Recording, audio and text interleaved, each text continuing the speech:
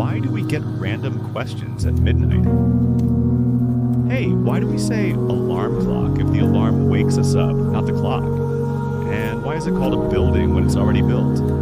Also, if time travel will ever be invented, why hasn't anyone from the future shown up yet? Why does she look so deep in thought? Is she trying to calculate how many stars are in the sky?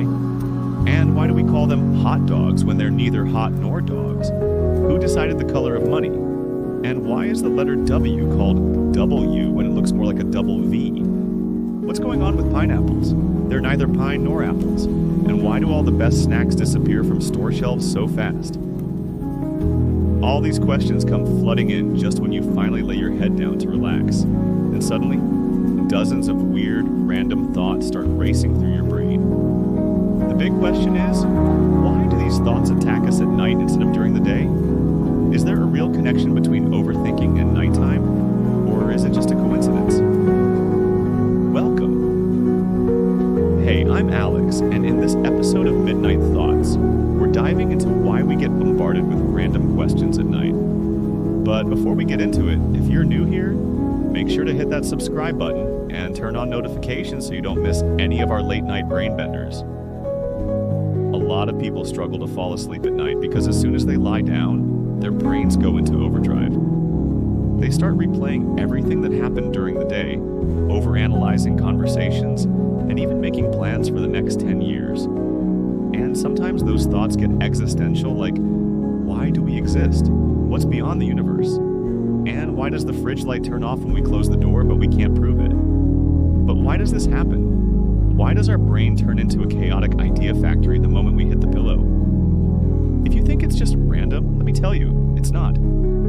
There are actual scientific reasons behind this phenomenon. One of the biggest reasons is that nighttime is the only time when everything is quiet. No distractions, no background noise, no responsibilities pulling you in different directions.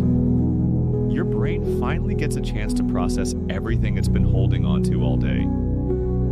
It's kind of like how people say they get their best ideas in the shower. When you're finally alone with your thoughts, your brain starts connecting random dots. And before you know it, you're wondering if the color blue looks the same to everyone or if your blue is someone else's green. The silence at night creates the perfect environment for deep thinking. All those things you ignored throughout the day, your worries, your unfinished conversations, that one embarrassing thing you said 5 years ago, they all come rushing back. And if you weren't feeling tired before, you definitely won't be now. And it gets even worse when you're trying to force yourself to sleep. The more you try, the more your brain fights back. You're stuck in bed, staring at the ceiling, debating whether nothing is actually something. There's also something called pattern recognition. When the brain is relaxed, it starts making unexpected connections between thoughts. This is why some of the most creative ideas come at night. Your mind is free to wander, putting together pieces of information in new and interesting ways.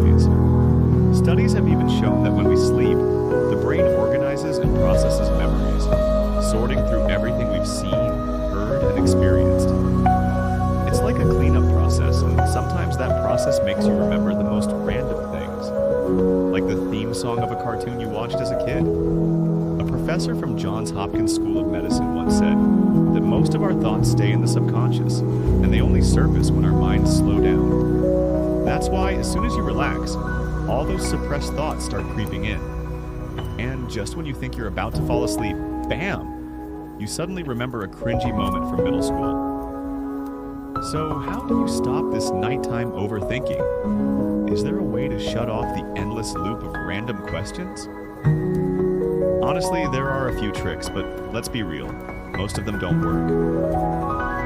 People say you should listen to calming music or write your thoughts down in a journal, but let's be honest, half the time that just makes you even more awake. Suddenly, you're writing a whole novel about why we park in driveways and drive on parkways. If you really want to convince your brain that it's time to sleep, try these. Avoid caffeine before bed. No coffee, no energy drinks, nothing that'll keep your brain buzzing. Stick to a sleep schedule. If you usually sleep at midnight, start winding down by 11. Create a bedtime routine, like reading a book or taking a warm shower. Your brain associating those activities with sleep. Try deep breathing exercises. Focus on slow, deep breaths to calm your mind. And if all else fails, get up for a few minutes, walk around, drink some water, then try again. Sometimes a quick reset is all you need. Still can't sleep? All right, one last trick.